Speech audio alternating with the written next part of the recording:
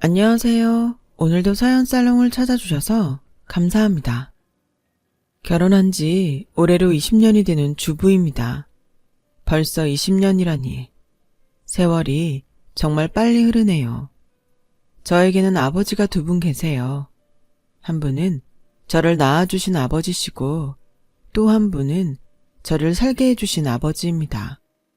저는 학교와 문구점, 아니 문방구라는 표현이 더 잘 어울리는 조그만 가게를 운영하는 집에서 태어났어요.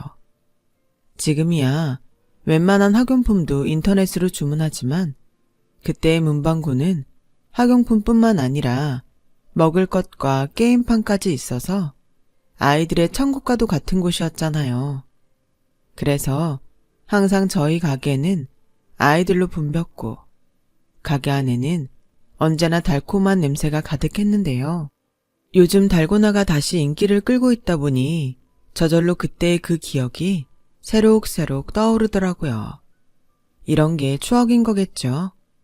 게다가 아이들은 친구 선물부터 부모님, 심지어 할아버지, 할머니 선물까지 문방구에서 샀었는데 그 덕에 저희 엄마는 선물 포장의 달인이 되었을 정도였어요.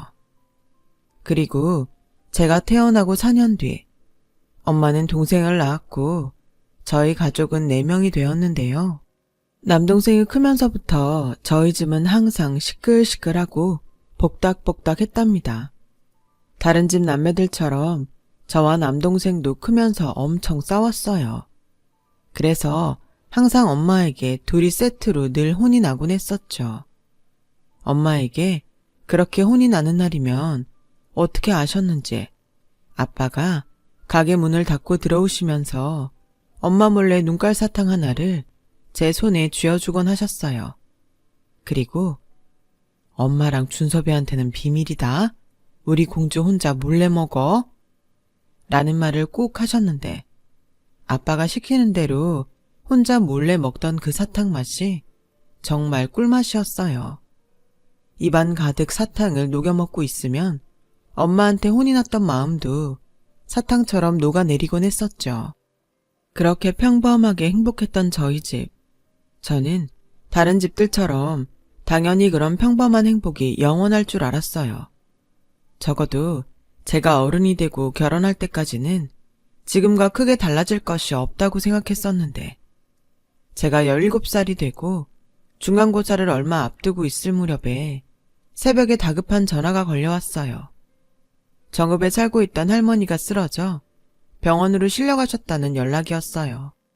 장남이었던 아빠는 연락을 받고 황급히 정읍으로 내려가실 채비를 했고 엄마 역시 연세와 심장병이 있는 할머니를 생각해 혹시나 하는 마음으로 아빠를 따라 나서면서 아직 초등학생이었던 남동생을 데리고 정읍으로 향하셨어요. 그리고 이틀 후 다행히 할머니는 고비를 넘기시고 퇴원을 하시게 되었습니다. 저는 저녁 늦게라도 집으로 오겠다는 가족의 연락에 집에서 식구들을 기다리며 시험 공부를 하고 있었는데요. 돌아온 건 저희 가족이 아닌 생판 모르는 경찰 아저씨였어요. 그리고 그 경찰 아저씨는 쉽게 입을 열지 못하는 듯 싶더라고요. 머뭇거리다 이런 말을 저에게 하셨어요. 지금 빨리 땡땡병원으로 가야 해. 가족들이 교통사고를 크게 당했어. 얼마나요? 많이 다쳤어요? 얼른 가자. 시간이 없어. 저는 그 순간 어쩌면 알았던 것 같아요. 시간이 없다니.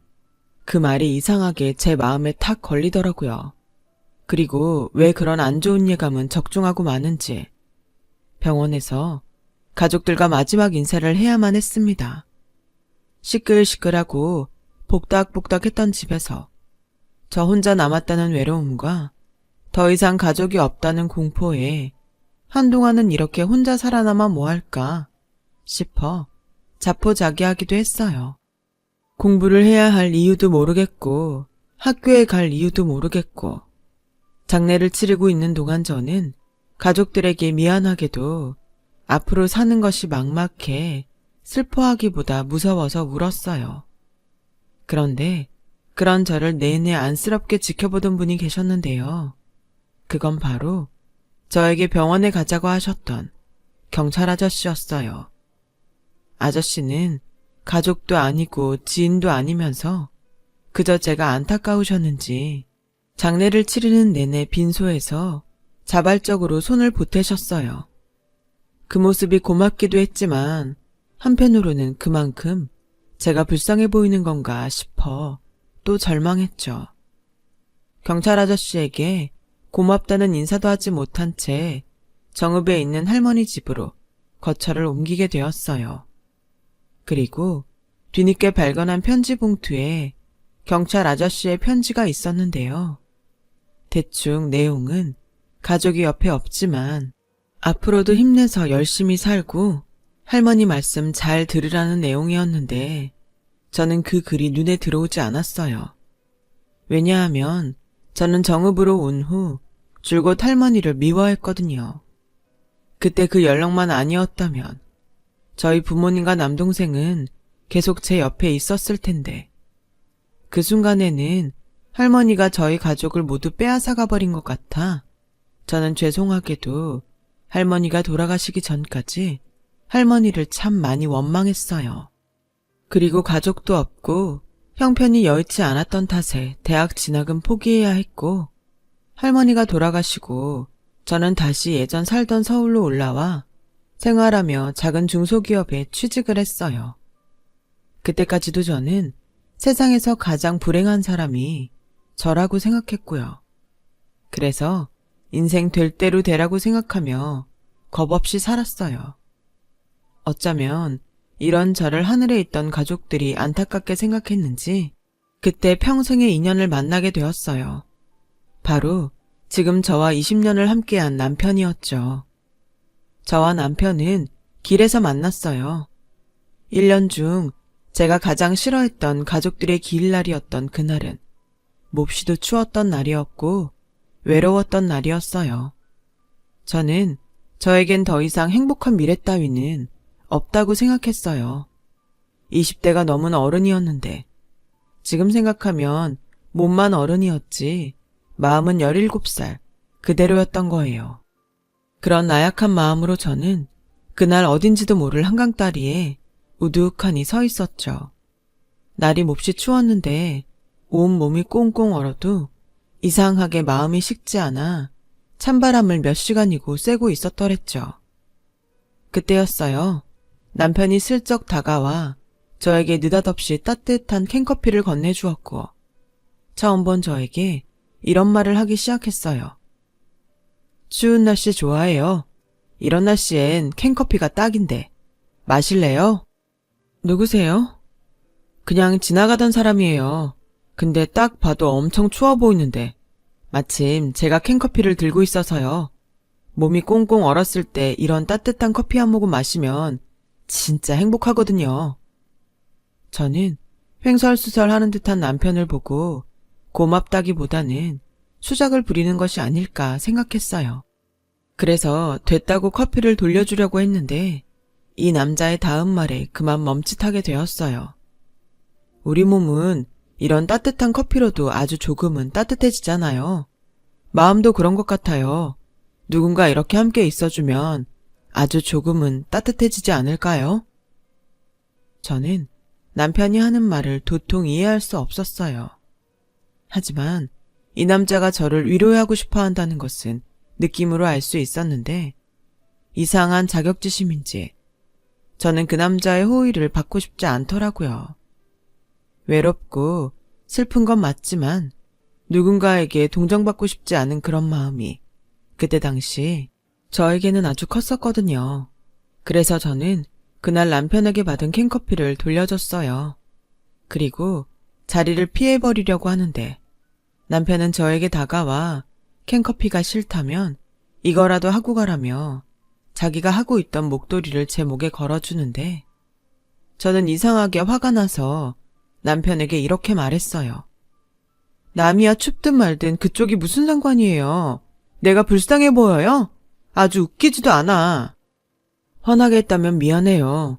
난 그냥 그쪽이 추워 보여서요. 보는 내내 하도 위태로워 보여서. 혹시나 나쁜 생각하고 있는 걸까봐. 제가 오지랖을 부렸네요. 그래도 목도리는 하고 가요. 좋은 건 아니지만 따뜻해요. 돌려주지 않아도 되니까 그건 하고 가요. 남편은 그렇게 말하고 웃으면서 뛰어갔어요. 그때는 그게 인연이 될 거라고 생각하지 못했습니다. 남편 말대로 그 목도리는 남편의 체온이 남아서였는지 유독 따뜻했고 돌려줄 방법이 없으니 한동안 사용하며 남편을 떠올리곤 하게 되었어요. 어느새 날이 추워지면 저는 자연스럽게 남편 생각을 하게 되더라고요. 그리고 남편의 그 마음이 통했는지 저는 조금씩 혼자라도 어떻게든 이 세상을 살아보자고 생각하게 되었죠. 그렇게 1년이 흐르니 저에게도 작은 변화가 찾아오기 시작하더군요. 끼니는 늘 대충 편의점 음식으로 때우는 일이 많았는데 손수 밥을 지어 먹기 시작했고 아프면 병원을 가는 등 조금씩 제 자신을 돌보게 되었다는 것이었죠. 지금 생각해도 무슨 바람이었는지 모르겠어요. 문득 밥 냄새를 풍기는 집을 지나갈 때 밥을 지어 먹고 싶다고 생각했고 혼자 있지만 혼자가 아닌 듯 집의 온기를 느끼고 싶다고 생각했던 것뿐이었는데 다시 돌아온 식구들의 기일날에는 아주 조금은 괜찮을 수 있었어요. 처음으로 제 손으로 제사 올릴 상도 차려봤죠. 그리고 비록 사진이지만 가족들에게 이런저런 이야기를 하니 혼자여도 힘을 내야겠다는 생각이 들었거든요. 그 후 저는 친구도 만들었고 혼자였지만 행복하려고 노력하며 살았어요. 그리고 꼭 2년 만에 우연히 지하철에서 목도리를 줬던 남편을 만났습니다. 마침 그날도 추웠던 탓에 남편이 준 목도리를 하고 나온 참이었죠. 저기, 저 기억하세요? 네? 누구시죠? 이 목도리 기억 안 나세요? 아, 남편은 저보다 더 깜짝 놀라는 듯 보였어요. 그리고 제가 다시 목도리를 돌려주자 어색해하며 받아드는데 어쩐지 저를 보는 그 시선이 참 이상한 거 있죠. 그리고 제가 그런다는 것을 이 남자는 알았는지 금방 저에게 이렇게 말했어요. 얼굴이 좋아 보이네요. 다행이에요. 그때는 제가 죄송했어요. 덕분에 그날 따뜻하게 돌아갔고 추운 날 내내 그 목도리 덕을 봤어요. 그래요. 그럼 이건 안 돌려주셔도 되는데 그때도 제가 안 돌려줘도 된다고 했잖아요. 아니에요. 주인이 있는걸요. 그때는 어쩌다 받았지만 그럴 수 없죠. 그럼 대신 제가 커피 한 잔 사드려도 될까요? 다시 돌려주셔서 감사한 뜻으로. 보통 날이면 그런 자리에 응할 리 없는데 저는 남편에게 미안하고 고마워 이번에는 남편의 호의를 기쁘게 받아들이자 했어요. 그리고 한 번도 내려본 적 없는 역에 내려서 커피를 한 잔 마시는데 남편이 잠시만요 하고 자리를 비우더니 금방 빨간 목도리를 하나 사오는 게 아니겠어요? 오늘도 너무 춥잖아요. 이거 하고 가요. 아니, 이러면 제가 또 너무 죄송한데. 제가 너무 기뻐서 그래요. 다시 만나서 반갑고 또 잘 지내는 것 같아서 다행이고 그냥 제가 너무 기뻐서 주고 싶어서 그래요. 저는 남편이 주는 빨간 목도리를 받았어요. 그리고 남편과 종종 연락하는 사이가 되었어요. 그렇게 친구도 아닌 연인도 아닌 사이로 2년 정도 만나다 보니 어느새 저희 둘은 특별한 날이면 함께하는 사이가 되어 자연스럽게 연인이 되었어요. 혼자 지내다 둘이 된 그 기분은 다시 사라진 울타리가 생긴 그런 기분이었고 남편도 제가 그런 감정을 느끼고 있다는 것을 알았는지 결혼 전이었는데도 항상 저를 챙겨주었어요. 그리고 그렇게 만난 지 3년이 조금 되지 않았을 무렵 남편은 저에게 청혼을 해오더라고요. 자신이 홀아버지와 함께 생활하고 있어서 같이는 못 살아도 근처에는 살고 싶다고 말을 하는데 저는 생각이 달랐어요. 누구보다 혼자가 외롭고 서럽다는 것을 잘 아는데 시아버지라도 아버지처럼 생각하고 함께 살고 싶더라고요. 그런데 아우 그런 생각 하지도 마. 시어머니도 아니고 시아버지를 모신다고? 그거 그렇게 쉬운 일 아니야. 그래, 영주씨가 뭘 몰라서 그렇지. 절대 시자는 진짜 가족이 될 수 없다니까. 적당히 거리를 두고 할 도리만 해. 그래도 시어머니 없는 건 천만다행이다.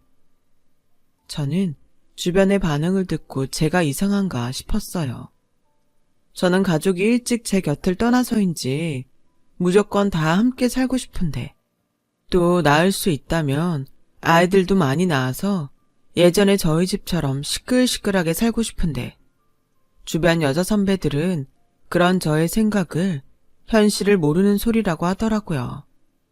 그리고 남편 역시 그 마음은 너무 좋으나 생각처럼은 안 될 수 있다며 차근차근 생각해보고 우선은 신혼집을 얻어 살자고 하는데 남편의 집에 처음 인사를 가던 그날 저는 무조건 시아버지와 함께 살겠다고 마음을 굳히게 되었어요. 어서 와요. 이 녀석이 결혼할 여자가 있다고 말은 하는데 도통 보여줘야 말이지. 안녕하세요. 이영주라고 합니다. 반가워요. 배고프죠? 내가 혼자 기다리다가 심심해서 김치찜을 좀 해봤는데 입에 맞았으면 좋겠네. 근데 우리 어디서 본 적 있나요? 낯이 참 익는데. 글쎄요. 아빠, 괜히 오버하지 마세요. 보기는 어디서 봐. 그리고 나가서 먹자고 했더니 그새 뭘 만드셨어요. 심심해서. 그리고 나가서 먹어봤자 죄다 조미료 투성인데 이왕 귀한 사람 데리고 왔으면 좋은 걸 대접해야지. 김치찜이 좋은 거였구나. 좋지. 내가 등갈비도 무려 2근이나 넣었어. 넌 하나도 먹지 마. 남자 둘이 이렇게나 재미나게 살다니. 저는 그날 이후 무조건 이 집으로 들어와 살고 싶다고 말했어요. 그냥 남편이 쓰던 작은 방에 신혼방을 꾸미고 시아버님이 쓰시던 물건 중에 오래된 것들은 바꿔드리면 좋겠다고 생각했죠. 그런데 아가, 나는 네 마음이 참 고맙다. 근데 서로 다르게 살던 사람들이 함께 살면 그만큼 힘든 일도 있는 법이야. 그러지 말고 석호 말대로 우선은 신혼집을 마련하는 게 어떻겠니?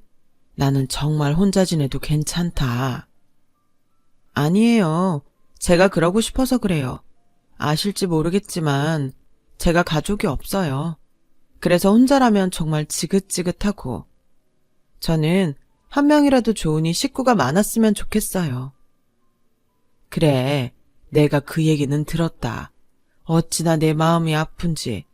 예전에 비슷한 일이 있는 아이를 데리러 간 적이 있어서 네가 더 마음에 쓰였어.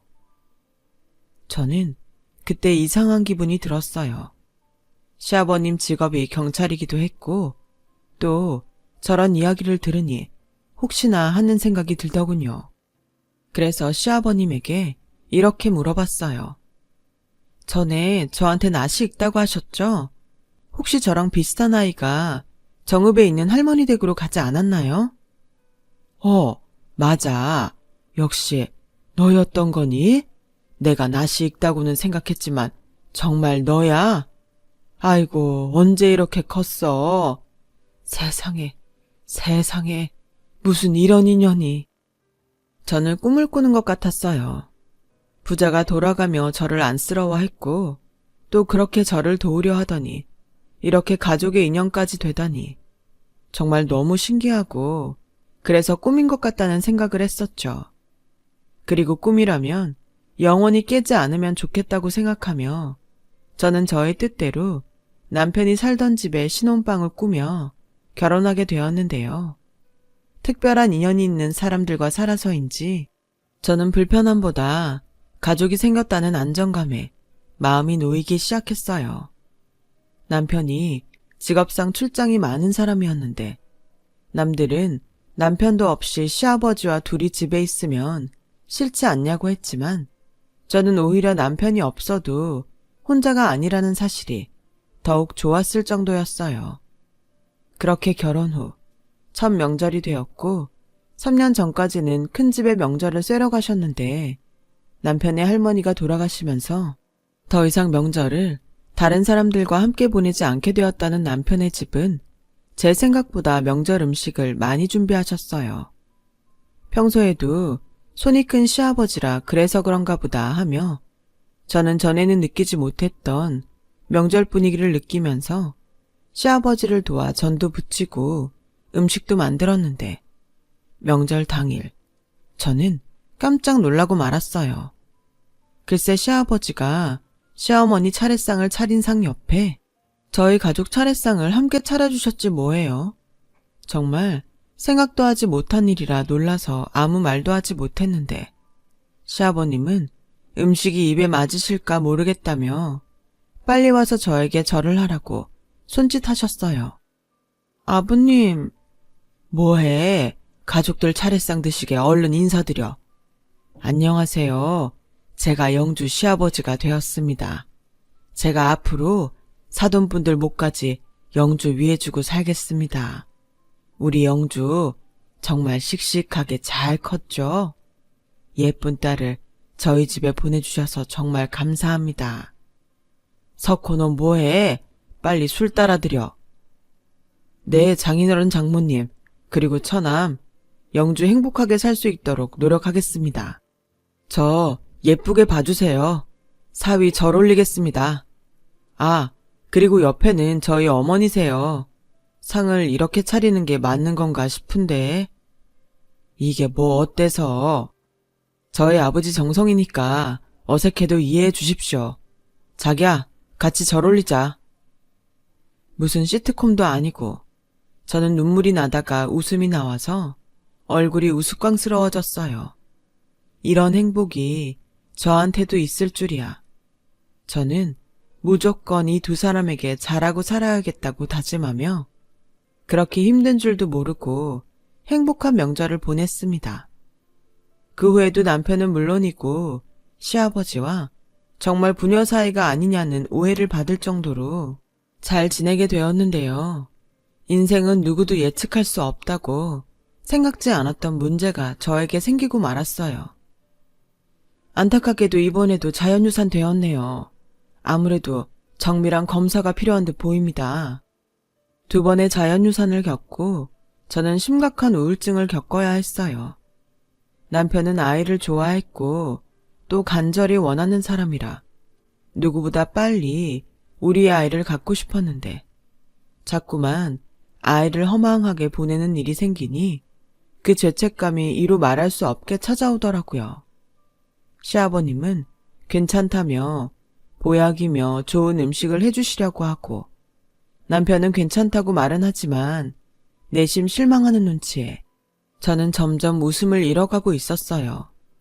머리로는 이러면 안 된다는 것을 아는데 점점 감정적인 사람으로 되어가고 남편은 어느새 제가 무서운지 저와 가까이 하려 하지 않았어요. 그러면 그럴수록 저는 자격지심에 남편에게 더 화를 내게 되더라고요. 시아버님은 제 편을 들어주셨지만 그러면 그럴수록 시아버님에게 죄송한 마음이 들어 더욱 방에서 나오지 않게 되었어요. 그 즈음 저는 심신이 지쳐 다니던 직장을 그만뒀고 그렇다 보니까 이렇다 할 것이 없어 그저 누워서 천장만 바라보고 있는 날이 많았는데 그러던 어느 날 시아버님이 정년퇴직을 하셨어요. 한아름 꽃다발을 들고 들어오신 시아버님은 그 꽃을 저에게 주시며 우리 며느리 이 꽃 보고 기분이 좀 좋아졌으면 좋겠는데 어때? 오랜만에 아버지랑 데이트 한번 할까? 저는 애쓰시는 시아버지의 마음을 알기에 사실은 그러고 싶지 않았지만 웃으며 그러자고 대답했어요. 그리고 모처럼 옷을 차려입고 시아버님을 따라 밖으로 나갔는데요. 시아버님이 운전해서 도착한 곳은 제가 꿈에도 잊지 않았던 저희 부모님이 운영하던 문방구 앞이었어요. 여긴 기억하지? 원래 너 문방구집 딸이잖아. 그래서 언젠가는 꼭 너를 데리고 여기로 오고 싶었어. 근데 여기 원래 다른 가게였는데?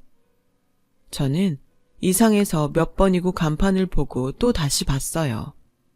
사실 저희 가족이 그렇게 되고 친척들이 가게를 처분해 할머니에게 저를 맞는 조건으로 드렸는데 친구들한테 저희 문방구가 미용실이 되었다는 말을 들었거든요. 나중에 서울에서 한번 이곳을 보러 왔던 저는 정말로 변한 가게를 보고 이젠 정말 저희 가족이 함께했다는 흔적이 세상 어디에도 없다고 생각하면서 울면서 돌아갔었거든요.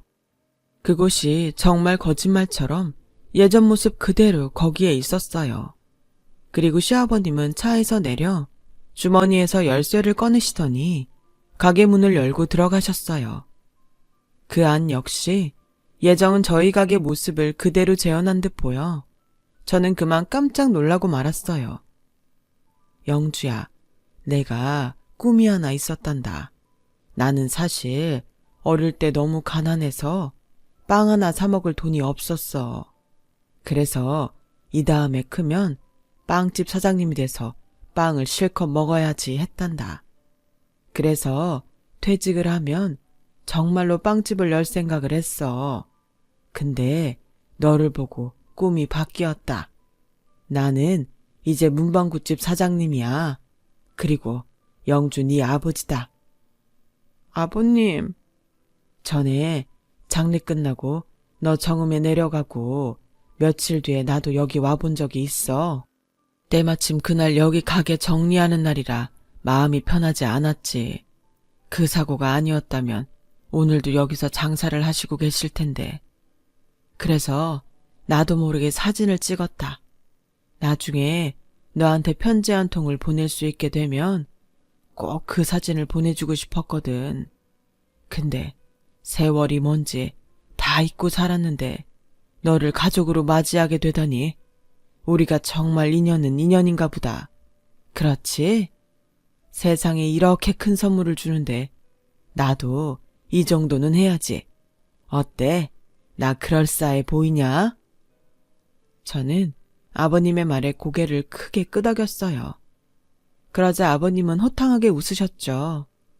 때마침 문방구 문이 열렸다며 동네 아이들 몇이 가게 안으로 들어오는데 예전 그때의 기억에 저도 모르게 코끝이 시큰해졌죠. 그리고 제 눈에 들어온 눈깔 사탕 하나에 그만 울음이 터지고 말았는데요. 아줌마 울어요?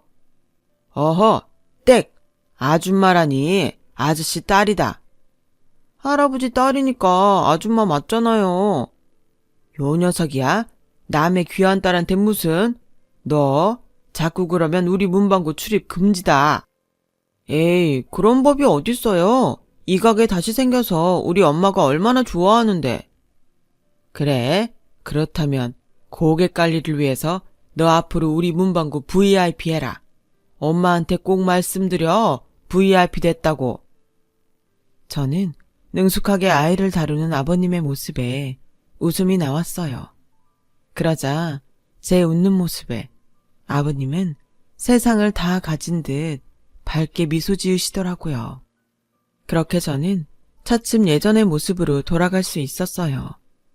아버님은 꼬마 손님들 덕에 매일 즐거운 나날을 보내셨고, 그래서 앞으로도 계속 이런 감사한 하루가 계속될 줄 알았는데, 어느 날 아버님이 치매라는 믿을 수 없는 판정을 받게 되셨어요. 아들인 남편보다도 저는 그 사실을 받아들이기 힘들었어요. 하필이면 그때 제가 어렵게 다시 임신을 하는 통에 슬퍼하는 것조차 조심해야 했는데요. 아버님의 병세는 잠시 주춤하는 듯 보이더니 어느 순간 이윽고 저와 남편을 잊을 정도로 심각하게 되었어요. 아무래도 아버지 요양원으로 모셔야겠어. 뭐? 그게 무슨 소리야? 자기 홀몸도 아니고 간병인들도 아버지 감당하기 어렵다고 3일을 못 버티는데 그럼 어떡해? 그렇다고 내가 직장을 그만두고 하루 종일 아버지 옆에 붙어 있어? 그래도 그건 아니지. 나도 속상해. 하지만 난 이미 결정했어. 아버지도 분명 이해해 주실 거야. 너무 멀지 않은 곳으로 알아볼게. 우리 자주 가면 되잖아. 그게 서로한테 좋은 것 같아.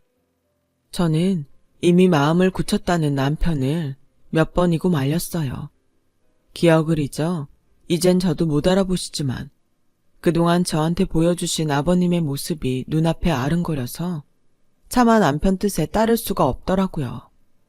하지만 임신 중이었던 저에게 또 위기가 찾아왔고 이번에도 아이를 잃을 수는 없기에 의사 선생님의 권유로 병원에 입원을 하자 남편은 아무 생각하지 말고 아이만 생각하라더니 기어이 아버님을 서울 인근 요양병원으로 모시고 갔어요.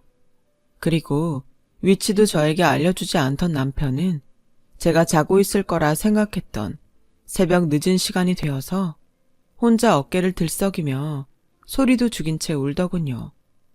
누구보다 효자였던 아들이 내 남편이라는 것을 저는 다시금 기억하게 되었어요. 그리고 저는 꿈에 그리던 출산을 했어요. 이번에도 아이를 잃을까 얼마나 무섭고 두려웠던지 갓 태어난 쭈글쭈글한 아이가 그렇게 고마울 수가 없었던 저는 산후조리를 끝내고 그제야 남편을 따라 아버님이 계신다는 요양병원을 찾아갔어요. 그리고 그곳에서 이제는 백발이 되어 많이 야윈 아버님을 보게 되었고 저도 모르게 달려가 아버님을 와락 안아드렸는데 아버님은 마치 수줍은 어린 아이처럼 부끄러워하셨어요. 아버님, 저 영주예요. 아버님 며느리 영주요. 아버님은 제가 아무리 말을 해도 마치 들리지 않는 듯 저를 외면하셨어요. 그리고 담당 선생님을 만나게 되었는데 아버님의 기억 정도는 이제 일상생활이 불가능할 정도가 되었다며 이제부터 더 힘든 시간이 될 거라고 하시더군요. 남편은 각오를 했다고 했지만 여지없이 눈시울이 붉어졌더라고요. 저 역시 아버님의 병세에 마음이 착잡해 눈물이 나왔는데 그런 저를 유심히 보던 아버님은 주머니에서 뭘 꺼내는 듯 보이더니 저에게 슬쩍 내밀며 이렇게 말씀하셨어요. 울지 마. 시아버지 손에는 예전 저희 아빠가 엄마 몰래 주었던 눈깔 사탕이 들려 있었어요. 이미 봉지에 눌러붙어 끈적끈적한 사탕을 아버님은 제 손에 꼭 쥐어주셨어요. 그리고 제 손을 한참 동안 붙잡고 있었는데 그 온기가 여전히 따뜻해 더욱 눈물이 나더군요.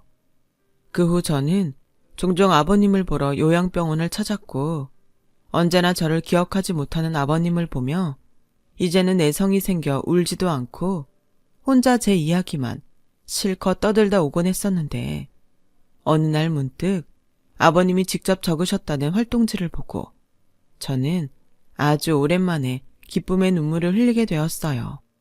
자신의 이름, 나이, 직업 등등을 적는 칸이 있었는데 저희 아버님이 다른 칸은 모두 이상한 낙서만 가득해 놓으셨더라고요. 직업 칸에는 삐뚤빼뚤한 글씨였지만 분명 문방구 아저씨라고 적혀 있었거든요. 아니, 직업에 경찰이라고 써야지. 문방구 아저씨가 뭐예요? 하나도 폼 안 난다. 그리고 막말로 장사도 몇 번 못했잖아. 그나마 있는 것도 애들 다 퍼주고. 아버님은 장사 안 하길 정말 다행이에요. 장사했으면 굶어 죽었어. 그때였어요. 이번에도 저만 주저리 떠들고 있다고 생각했는데 아버님이 저를 물끄러미 보면서 웃고 계시더라고요. 비록 어떤 말도 하지 않으셔서 기억이 조금은 나셨던 건지 알 수 없지만 분명 늘 저에게 보여주셨던 따뜻한 그 미소가 맞았기에 저는 또 주책 없이 눈물이 터져 나왔어요. 그렇게 요양병원과 집을 오고 다니길 10년. 저는 명절이면 아버님이 그러셨듯 송 크게 음식을 장만해 요양병원을 찾았어요. 그리고 요양병원 식구들과 음식을 나눠 먹으며 조금이라도 아버님이 명절 기분을 느끼셨음 하는 바람이었는데 지금으로부터 10년 전 정말 거짓말처럼 새해 맞이한 설날 아침에 기분 좋은 꿈을 꾸시듯 아버님은 그렇게 하늘나라로 가셨어요. 제가 또 한가득 명절 음식을 싸들고 찾아갔는데 며느리 음식 맛도 보지 못해 어찌나 속상하던지요. 하지만 이런 제 마음을 모르는 남들은 아버님이 치매로 오래 앓다 가셨다며 저에게 이제는 좀 편하게 살아도 된다 하는데 이런 사람들을 볼 때면 우리 아버님이 얼마나 멋지고 좋으신 분인지 모르는 것 같아 또 속상해요. 그리고 매년 명절만 돌아오면 어쩔 수 없이 또 아버님이 더 생각나고 그리운데 결혼한 지 20년이 되는 올해는 더욱 아버님이 그리울 것만 같습니다. 세상에서 가장 멋지고 인자하신 아버님, 그곳은 편안하신가요? 저는 아버님이 주신 사랑으로 이제는 휘청거리지 않고 잘 살고 있어요. 그리고 한 가지 좋은 소식이 있다면 아범이 점점 더 아버님을 닮아가는 것 같아요. 문득문득 아범 얼굴에서 아버님의 모습이 보이는 것 같아 저는 요즘 신혼 때도 안 그랬는데 남편 얼굴을 물끄러미 보는 날이 많답니다. 아범은 새삼 제가 자기한테 반한 줄 아는데 이건 그냥 비밀로 할까 봐요. 그리고 부디 그곳에서는 저 잊지 마시고 편안하게 계시길. 그리고 또 언젠가 우리가 함께 모여 살 수 있는 가족이 되기를 저는 몹시도 소망합니다. 그리고 얼마 전 아버님이 쓰시던 방을 정리하다 정말 우연히 침대 매트리스 밑에서 아버님이 쓰시던 수첩을 발견한 적이 있어요. 정말 오랜만에 보는 아버님의 필체가 어찌나 반갑던지. 그리고 펼쳐둔 수첩엔 저에 대한 이야기가 정말 많았는데요. 이 정도로 사랑받던 며느리였다니 저는 새삼 제가 받았던 사랑의 무게가 얼마나 무겁고 컸는지 다시금 알 수 있었네요. 한때는 세상에서 불행한 사람이 나라고 생각했는데 이렇게나 큰 사랑을 받으며 살았다니 역시 인생은 아무도 알 수 없는 것 같아요. 언젠가 아버님이 저에게 이런 말씀을 하신 적이 있어요. 사실 세상은 밝음도 어둠도 없다고. 내가 밝은 눈으로 보면 세상은 밝고 내가 어두운 눈으로 보면 세상은 어둡다고. 그래서 저는 지금까지도 밝고 긍정적인 눈으로 세상을 보려 노력하며 살고 있어요. 그러자 정말로 제가 보는 세상은 밝아져 있었죠. 밝아진 저의 세상엔 좋은 사람들이 하나 둘 모여드는데 어쩌면 이것도 다 아버님의 깊은 사랑의 결실이 아니었나 생각하게 됩니다. 여지없이 올해도 명절이 다가올 텐데 올해는 모처럼 송 크게 명절 음식을 만들까 봐요. 차례상에도 푸짐하게 올리고 또 좋은 사람들과도 나눠 먹으며 소소하지만 따뜻한 정을 나누고 싶습니다. 지금까지 저의 이야기 들어주셔서 감사해요. 따뜻한 명절이 되시길 그 누구보다 진심으로 바라겠습니다. 여러분, 사연 댓글에 응원과 현명한 조언 부탁드려요. 좋아요와 구독은 저에게 큰 힘이 됩니다. 오늘도 좋은 일 가득하세요.